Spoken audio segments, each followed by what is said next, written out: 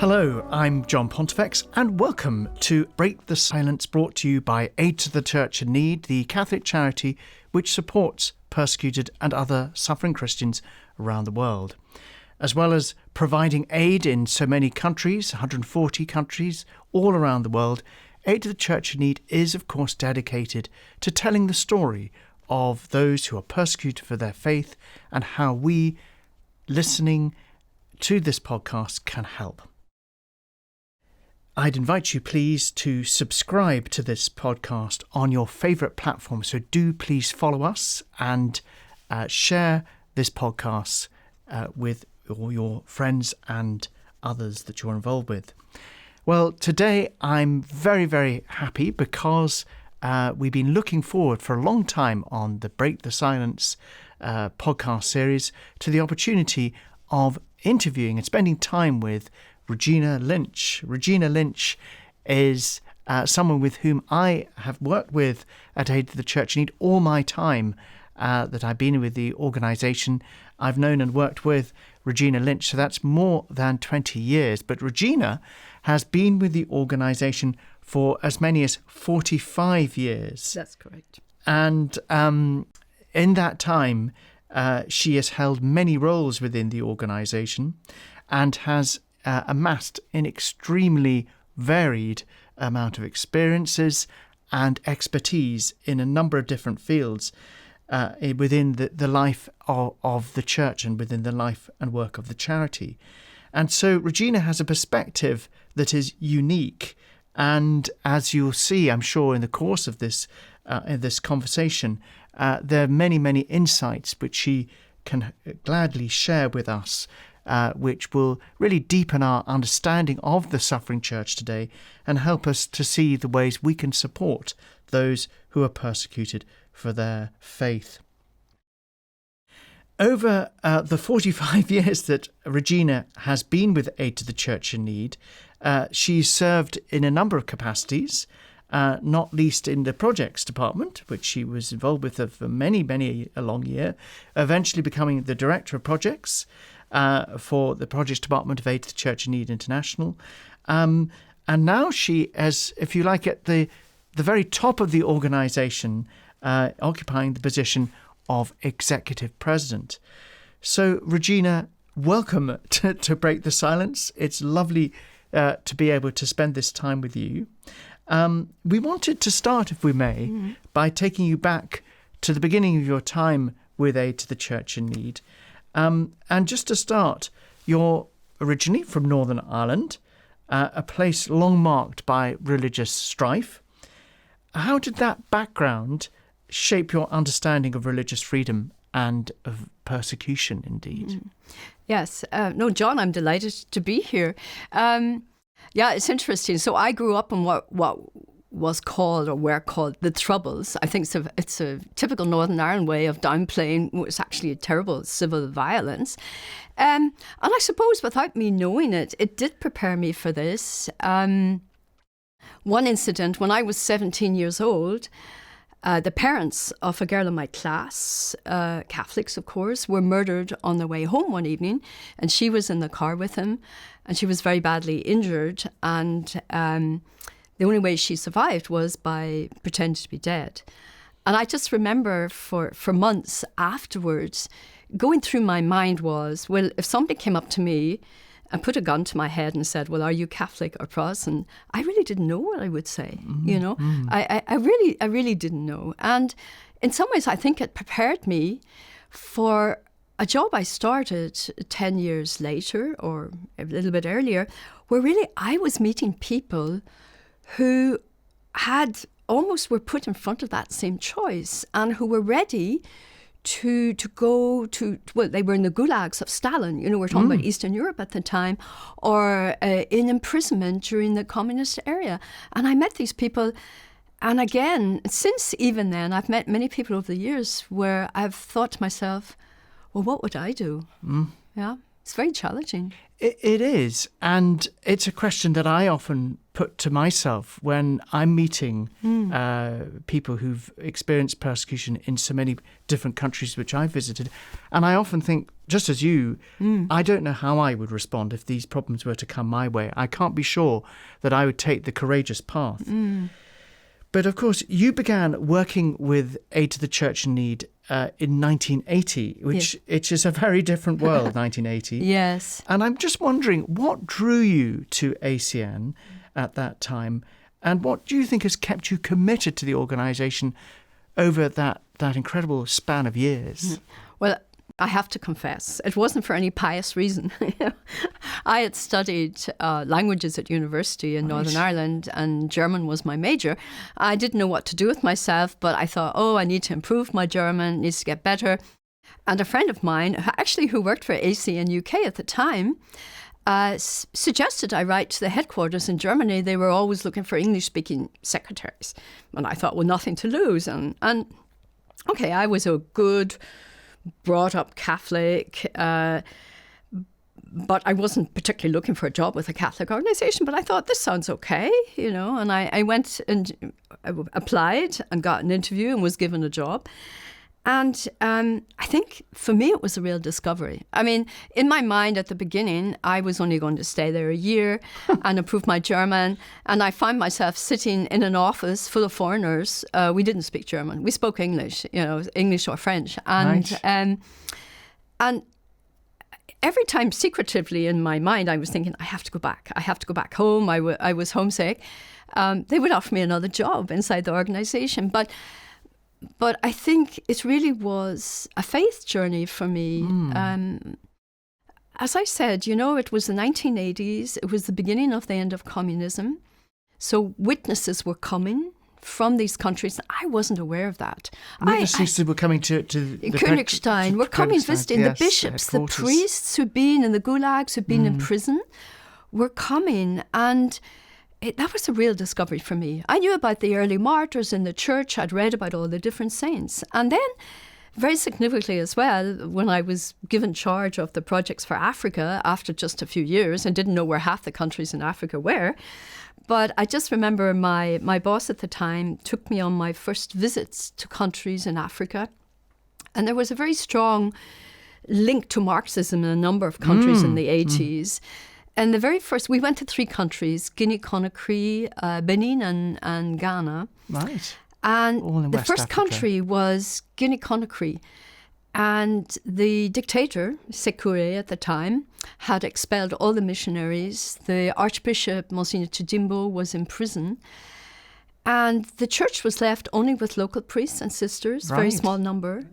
And the Vatican appointed as Archbishop a young priest, Father Robert Sarah. Wow. And at the age, I think he was only 32 when he was appointed. And when we went there, he was either 34 or 36, I don't remember. And we spent 1 week traveling with him. There was a price on his head, and this was like African Marxism. So, more and more, I was discovering these situations where really people were being persecuted or suffering strong discrimination for daring to keep their faith. And that impressed me a lot, and I suppose brought me at some stage to realise, well, this is divine providence that I'm here and that I have a mission to do this. Yeah, it's. I mean, in your faith journey, inevitably you're asking, what is the Lord leading me to? It's not this is happening. Exactly. Where is the Lord's presence in this encounter, and how do I draw from that? And there's always the question, how and why is this happening to me? Yes. So you're often thinking about it from that perspective. Well, you've now climbed the scale, the heights of ACN, and now have this role of executive president. Perhaps you could share with people a little bit about what the role involves. Yes, well, so we're a pontifical foundation, and we have at the head actually a president who normally is a cardinal in Rome. And for the day-to-day running then, he delegates to the executive president, who would normally be a lay person. And so we have offices in 23 countries. We're just starting the 24th now. But in each of those countries, we have a board. And the local board has the oversight of how the organization is being run in each country, like you have in ACN UK. And so my job really is to work with the boards and to ensure that everybody is, excuse the pun, on board with the mission of ACN, and to really encourage that unity of purpose and unity of mission. So a lot of my time now really would be going to visiting the different boards or chairing meetings, international meetings where those board members or the chairman of the board are then present. So yeah, much more, well, perhaps also more representative than actually working with the projects. Yeah. And I guess in a way you must miss that a bit. And this is the question I really wanted to ask you, because I've always had in mind that you must be ACN's most travelled person. You probably are. Yeah. And I wanted to ask, do you have a figure in your head as to how many countries you've visited, or roughly speaking, you've been to? Do you know, somebody asked me that once already, and I did a quick calculation. I think I've been to about 60 countries. Wow. No, I haven't managed all the countries and probably never will. But I think, and I've been very lucky, very privileged to go to all these places, to meet such fantastic people. Yeah, because when you go on an ACN trip, and in your case, sometimes you've been organising these trips to these countries, you have this incredible deep dive into the real situation beneath the surface, far more than any tourist or even any diplomat or indeed a journalist would have. You really get under the skin. And I just wondered if you would like to share one or two countries that you've been to, which perhaps are really unusual, and which for you have stuck in your mind. I mean, it may be many, many years back that you went to this place, but you perhaps think even now, gosh, how did I get to go there? Yes. And there may be something about that place or those places that really stuck in your mind. It'd be interesting to know your thoughts on that. Do you know, I think one thing that we do at ACN is we really try to go to the furthest point in a country where many people don't get to. And I've discovered that what makes a difference to the people that we help is the fact that we come. Yes. And that we're there, that the presence is there. It makes them really feel like they're not forgotten. And I guess one that really sticks in mind, because it was among the first trips. So I mentioned we went to, on that trip, Guinea, Ghana, but we also went to Benin. And I just remember we took a bus to the furthest point north in Benin, a bus that was full of, chickens and goats. And every time the bus braked, like some of the chickens would fly forward. And here I was, this young woman that, I'd been to the mainland Europe, but I'd never been further than that. And here I was sitting in this rather strange situation. And we arrived in a very, very simple village. And because the people knew we were coming from Europe and coming from Germany, they'd gone to the market and they'd bought Coca-Cola and a bottle or a jar of Frankfurt sausages, But it must have cost them a fortune. Yeah. They wanted to do that, and they were just so happy. It was a time in northern Benin where it was still possible to go there. There were a lot of people belonging to traditional faith, religions, and the Catholic Church was making inroads. And there were good relations with the Muslims at that time. And unfortunately now, with the spread of jihadism in West Africa, those regions nowadays, or regions where you have a lot of threats, and it's not so easy for the Christians anymore. Yeah. Well, I mean, we've travelled together, you and I. We've travelled to certainly to Egypt. We went to Pakistan. We went to Nigeria, and on more than one occasion, I felt a little bit unsafe. You possibly took it more in your stride, but I felt a little bit uncertain.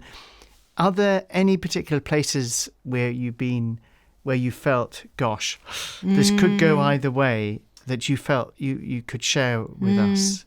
I think for me, one of the most frightening places I've been to, and I think it's still very frightening, is East Congo.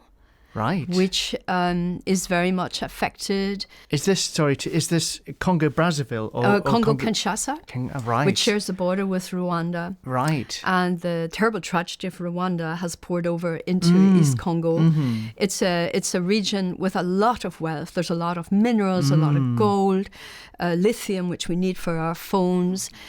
And there are so many different armed groups. There's a local army, there's many different militia.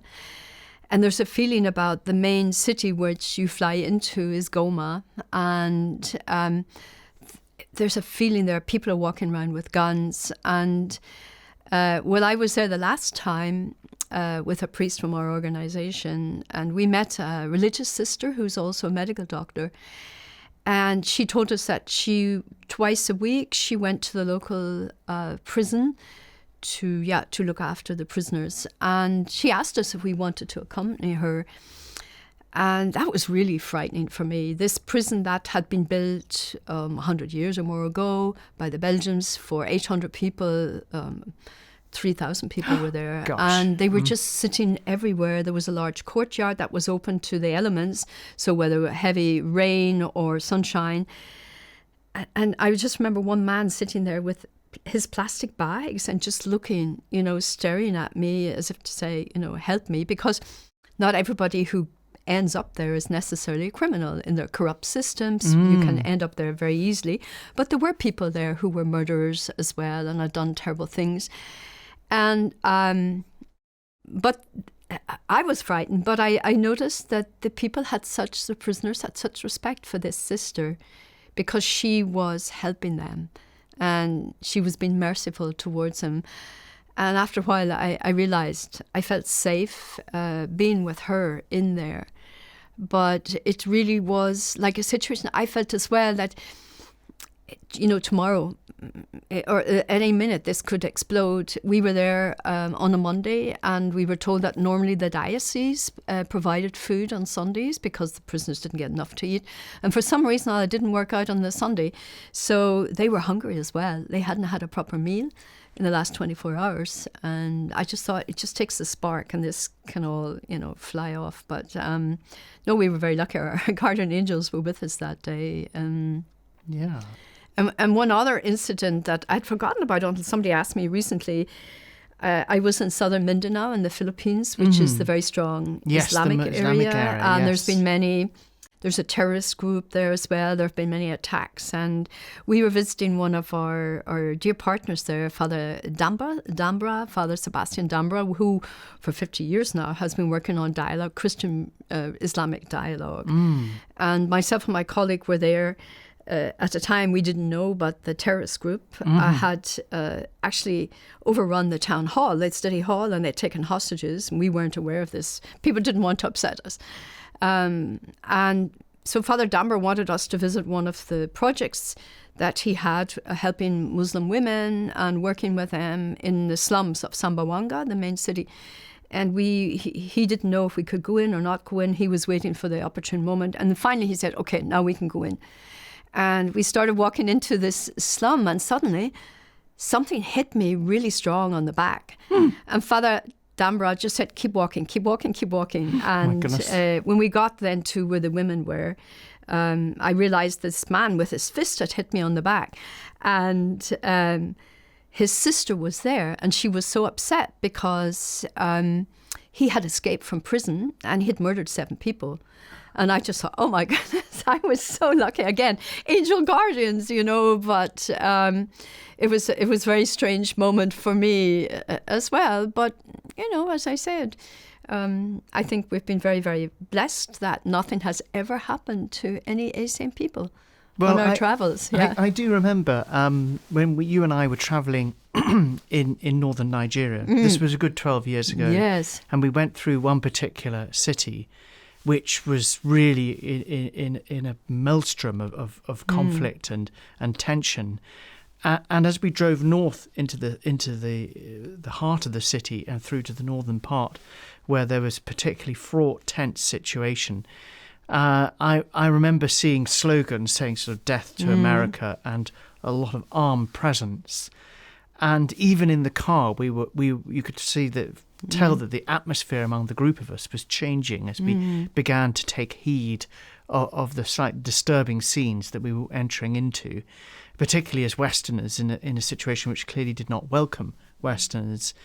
And you suddenly sort of cut through that atmosphere of tension by just smiling at me and saying, "Don't worry, John, the Lord will take care of us." Because I think you could sense that I was feeling a bit afraid.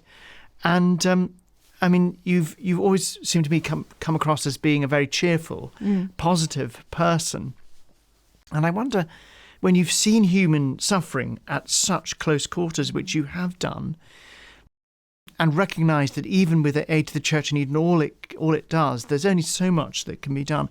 How do you keep your faith in the face of such encounters with suffering? Mm-hmm. No, for sure. I mean, you can't remain indifferent to this. No, but I suppose it's the people we meet that really help me to understand and to, I wouldn't say accept, but to carry this suffering that these people have. And I've met people, when I think of countries like Pakistan, it's so impressive. And I don't remember if you were with me the time we met Yusuf, the man who had been falsely accused of blasphemy.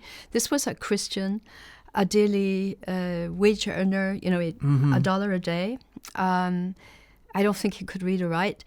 And he'd been playing cards with his Muslim neighbours. Yes, this was and a fight had broken out. I think maybe was he winning or something. Anyway, there was a fight. And they accused him of burning the Quran. And Yusuf knew what this could mean. It could mean death by mob, killing, or it could mean death, execution by law, because if you insult the Prophet, it's blasphemy, and this terrible anti-blasphemy law. And so he ran. His first instinct was to run, and in the end he gave himself in to the police because he had a family and children, and he knew he had to do something. And we met him, I don't know if you remember, we met him in the pastoral centre in Lahore on the day that he'd been released after 3 months. The Pakistan Catholic Bishops' Conference, Justice and Peace Department had managed to get him released. And with an interpreter, we spoke with Yusuf, and he told us how he'd been tortured and how he'd been told that if he converted to Islam, he could go. And he didn't give in. And I remember us asking, but why didn't you give in? And there was a crucifix on the wall behind us. And Yusuf looked up at the crucifix and said, but he suffered so much more than I did. And that was such an impressive moment and a hard moment. Here was this man who was, illiterate, and his faith was so strong that he thought any suffering was nothing compared to what Christ had suffered. And sadly, Yusuf got out, but he and his family had to leave their village where they had grown up and where he worked, and to hide in the slums of Karachi, because his life was ruined now by this innocent card-playing game, And that's... So I've met a lot of Yusufs over the years. We met others in Pakistan. I remember a Christian man who international company had got a little bit more responsibility and was... A bit more money. And he was having such a hard time. His Muslim colleagues were giving him such a hard time. And again, too, he spoke about his faith, about God's, about Christ's suffering. So I think it's a privilege to meet those people. Yeah. And again, we come back to, well, what would I do? I think we have to really pray that, and I do believe that God gives us the strength that we need at the time. But sometimes when you hear people like that, you're just in awe. Yeah, you are, because the human response is inevitably to run from anything that resembles, confrontation with an aggressor who's so much stronger than you. Yes, yeah. And I vividly remember that encounter with Yusuf, and I remember seeing the fear in his eyes as he described what he had been through. And I remember he described how he was beaten. Yes. And I think at one point he was strung up. That's right. But and he was constantly being asked to renounce his Christian faith, his Catholic faith, and he refused. And that encounter for me, which was nearly 20 years ago, made a huge impression, and it was featured in the first of our Persecuted and Forgotten reports, which you very much helped me with at the time to produce that report when it first came out nearly 20 years ago. Just looking back to your earlier time at ACN, which you've already referenced how, communism was to the fore very much in the 80s. Brezhnev was at the helm of the then USSR and back in the early part of the 80s. Communism was absolutely at the forefront of our understanding as to where Christian persecution was taking place. And now it seems everything is so different, isn't it? And the persecution of Christians is very much there still, but takes a very different character in many respects. What do you think is now the major threat for Christians? No, it's interesting. I was thinking the other day, because somebody had mentioned a bishop from the communist times, and the thing about communism, it was so cruel. It was very systematic. And there were a few masterminds behind it all. For example, Stalin, whatever. But extreme cruelty. And today, we still have a few countries marked by communism or Marxism, whatever you want to call it, But today, what we have is a radical form of Islam. This jihadism, these Islamists. And I think what's so different is it's not so systematic. There's so many different groups.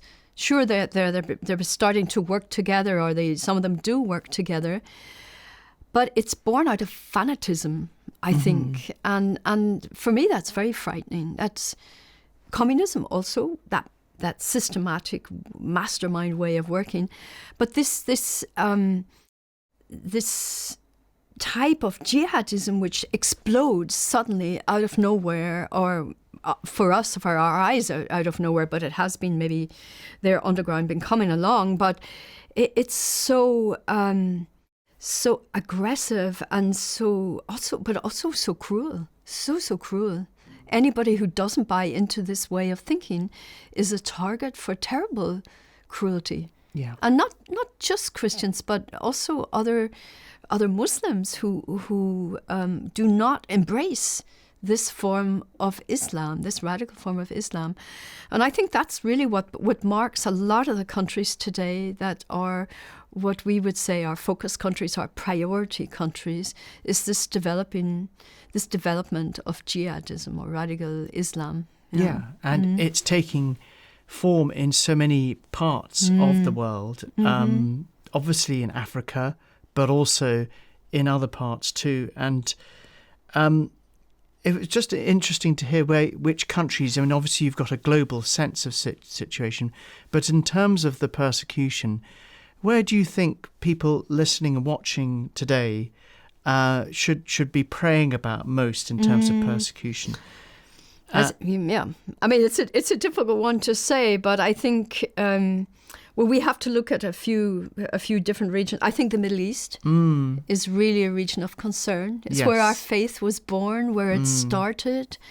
When you think of Iraq, before the fall of Saddam Hussein, we talked about 1.5 million Christians, maybe. Yes. How many today? Nobody really knows. I think if we're being generous, we're talking about 150,000. Yes. Yeah. The Nineveh Plain, where Christianity came 2,000 years ago, and thankfully there are Christians there, and there are some good things happening, like, the Catholic University in Erbil, which is giving hope to young people. Syria, what way is it going to go in Syria now? No. Palestine, the Christians also dwindling down. So I think really, really we have to keep the Christians in the Middle East in our prayers, the little group that's left in Gaza. We should never forget these Christians. But really, really also what's happening in West Africa. So from Somalia, Nigeria, Niger, Mali, Burkina Faso, the terrible atrocities. And then, as I mentioned, these other countries where, like northern Benin, where there wasn't this fighting going on against Christians by Muslims. Northern Mozambique, horrible atrocities also. Even pockets of Congo Kinshasa, there's pockets also of jihadism today. And how is this going to develop further? So I really, really think we have to pray for the Christians in these regions. And sure, for in Asia there are also challenges. There are countries with Pakistan for sure. Pakistan is one of the worst countries for me of persecution, victimization of Christians. But how will it go on in southern Philippines, Indonesia, where thankfully for the moment it's fairly quiet, but as I said, I think sometimes it's so spontaneous and can spread so quickly like wildfire. And so really we have to pray for the Christians in all these countries that they remain strong and in their faith and comforted by knowing that Christians in other parts of the world are praying for them. Yeah, I'm sure this must be the same for you, but certainly what sustained me is a reflection of how so many of the communities or families or convents that we visited, we will share many things in the course of the conversation, but the conversation often ends up with the person, be it a sister or a mother or a priest or even a younger person saying, will you promise to pray for me? Yes. And that's their last thing that they say. And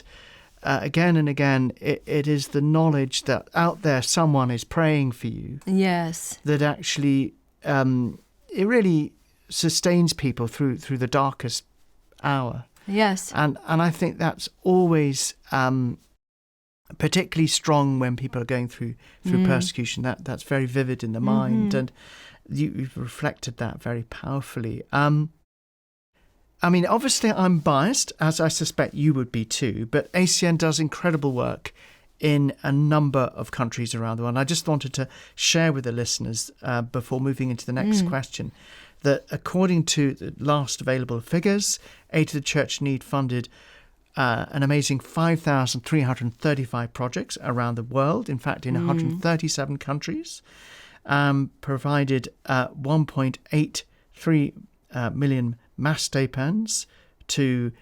442,000 priests, which is the highest in ACN's nearly 80-year history. It means that on average, there is a mass said for a benefactor or their intentions every 17 seconds, which amazing. Is quite something. That Aid to the Church in Need has supported nearly 9,970 seminarians. That's 1 in 11 seminarians that are supported by ACN around the world. And that we've helped more than 6,000 sisters. What I wanted to ask you, as somebody who's been intimately involved with ACN projects over many, many years, is, in your mind,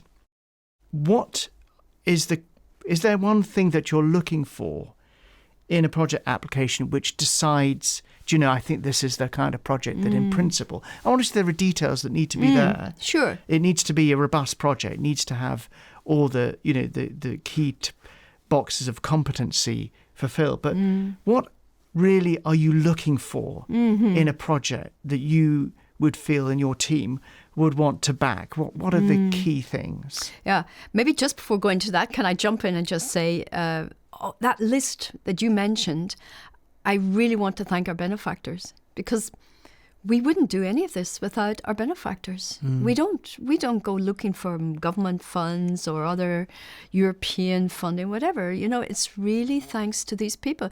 And very often the widow's mite. So it's a chance for me also to thank them for their material support, but also their prayers. So many of them we know are praying for our project partners. Yeah, what do we look for a project? Well, as you know, we're a pastoral organization. It means we want to help the church carry out its mission of evangelization in whatever way we can, and through whatever types of projects we'll do that. So we know it could be churches or cars to get the priest to the far-flung parishes, Bible. It could be boats. It could be with formation, as you mentioned, for, seminarians of sisters, ongoing formation for priests who need that as well. You know, just because they've been ordained doesn't mean to say that they don't still need our help and with the mass stipends. So I think a really important element for us is, yes, this is helping the church carry out its mission of evangelization. Or in the case of persecuted churches, we're looking to see as well, that will this project help the Christians to remain in their country?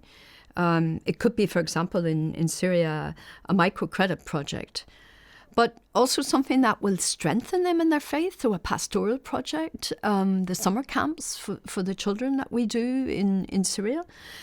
But also what's really important for us is we have a dialogue with the local bishop, because we want to listen to him and to know from his point of view what are the needs of his church.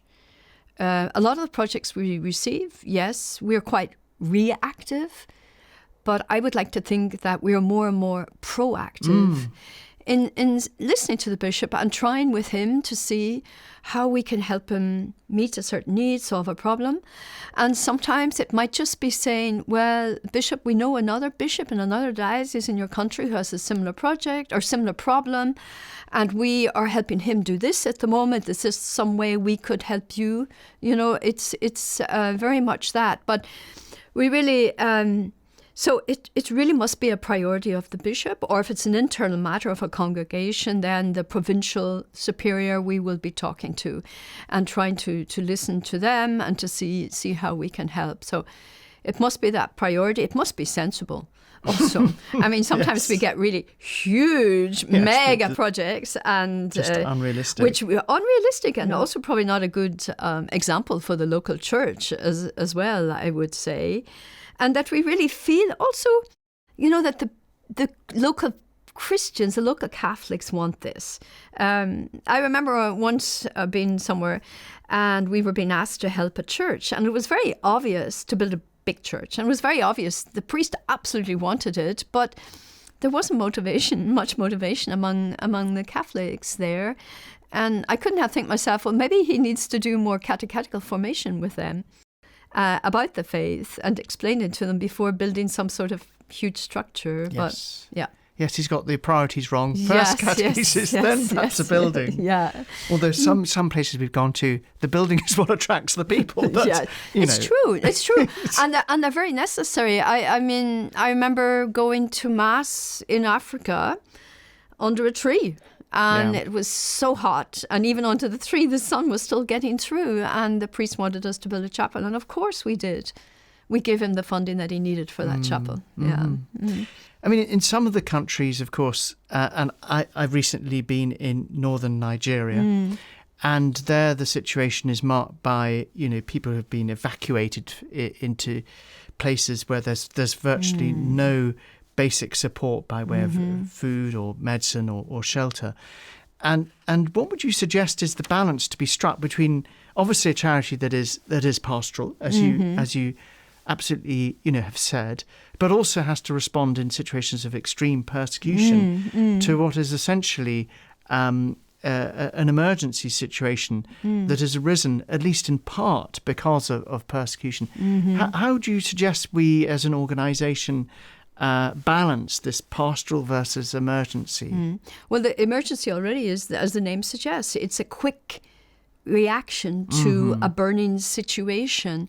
Right. And I think what's important for me is in that emergency project and the help we're giving, that there's still very clear there's a pastoral content. You know, it's the sisters carrying out the project. They are meeting the people, or the priests bringing the sacraments as well as the emergency help. That is very clear. We're not just an NGO whizzing in there with some sort of relief aid, food or water or something like that there.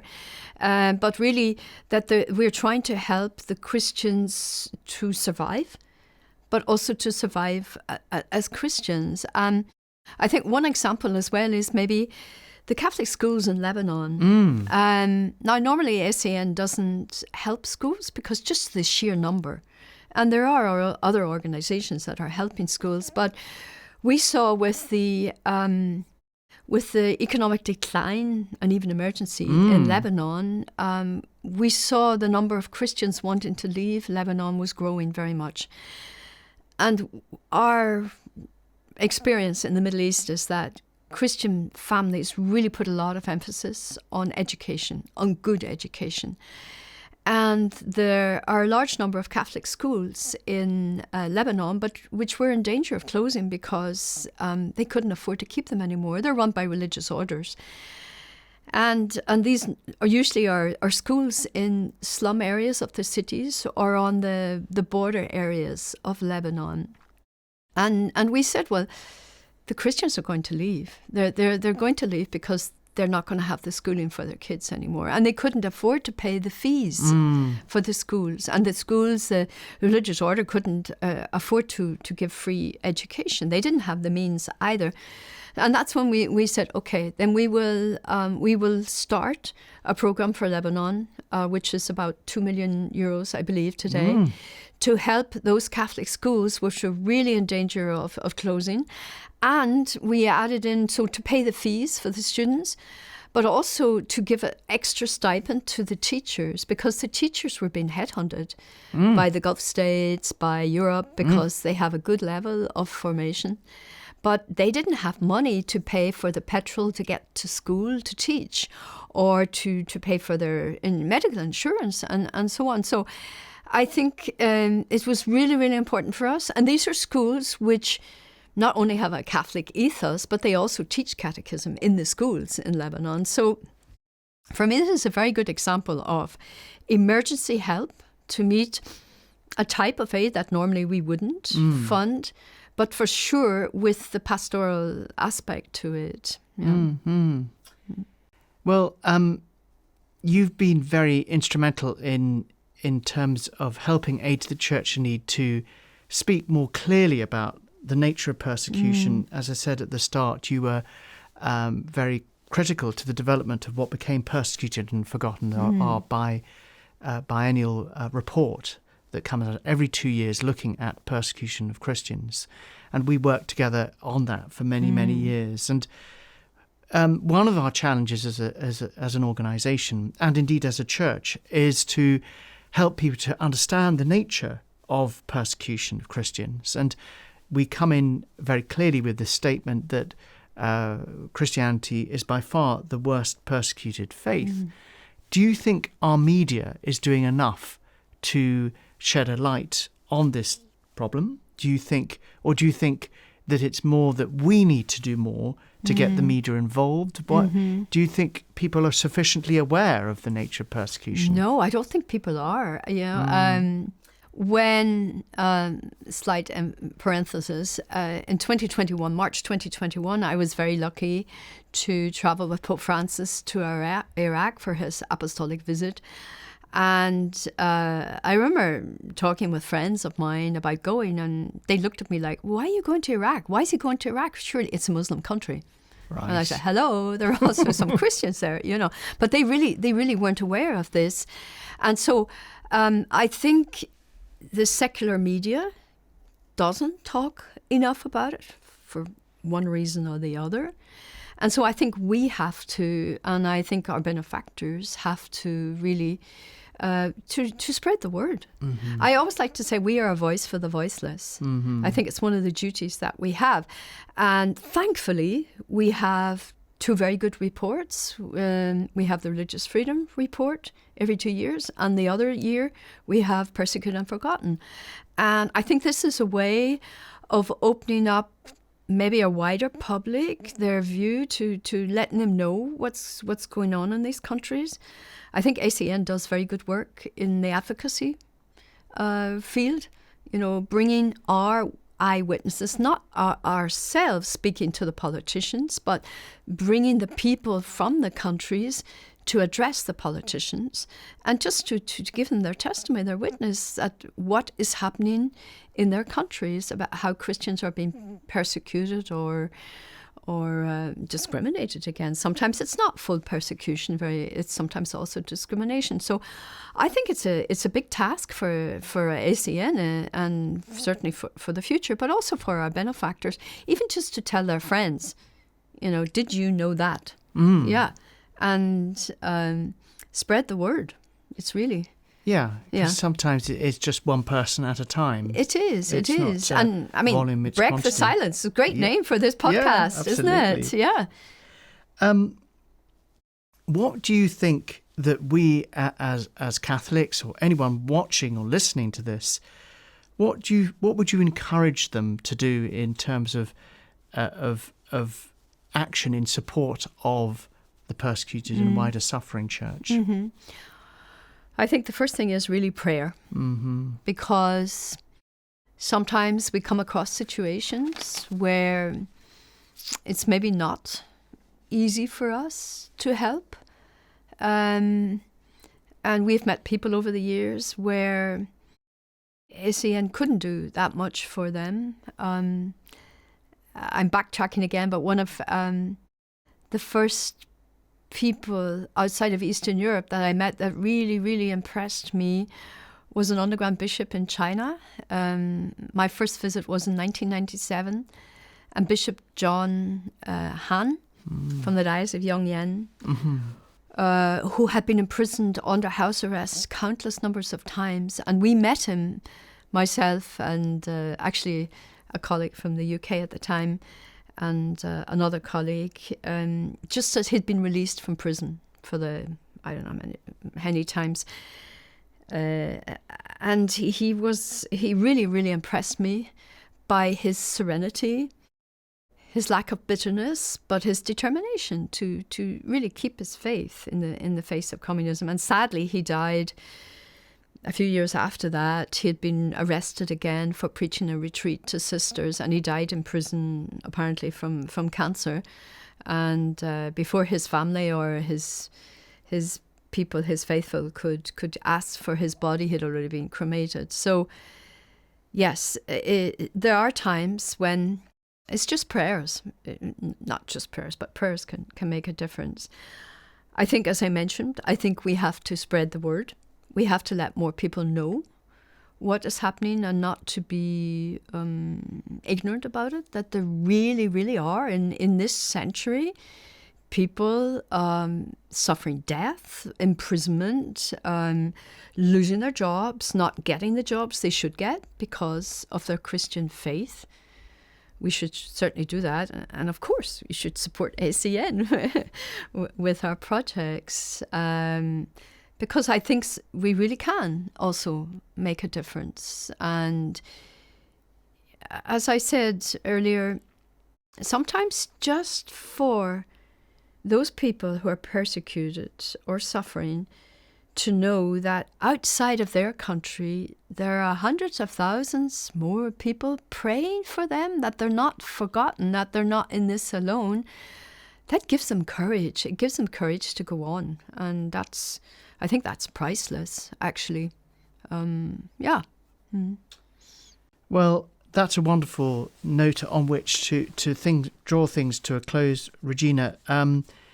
It's been wonderful to be with you and to reflect back on 45 years that you've had with ACN, but God willing, many more still to come. Not too many, I hope. But it's been really inspiring and fascinating hearing your thoughts, your reflections, your knowledge, your expertise. So, and thank you all for joining us on today's Break the Silence podcast. We'd invite you, please, to subscribe to the podcast on your favourite platform. If you're watching us on YouTube, please press the bell button to be notified when we publish each new episode. Please also follow us on social media channels that you use, and you can also sign up to receive our ACN UK newsletter, which comes out every week. And from that, you will receive the latest stories about the persecuted church, and they will be delivered as emails straight into your inbox. So thank you so much for joining us today on Break the Silence, and it's been wonderful to have Regina with us. Thank you very much indeed. No, thank you, John. It's been a pleasure. Thank you.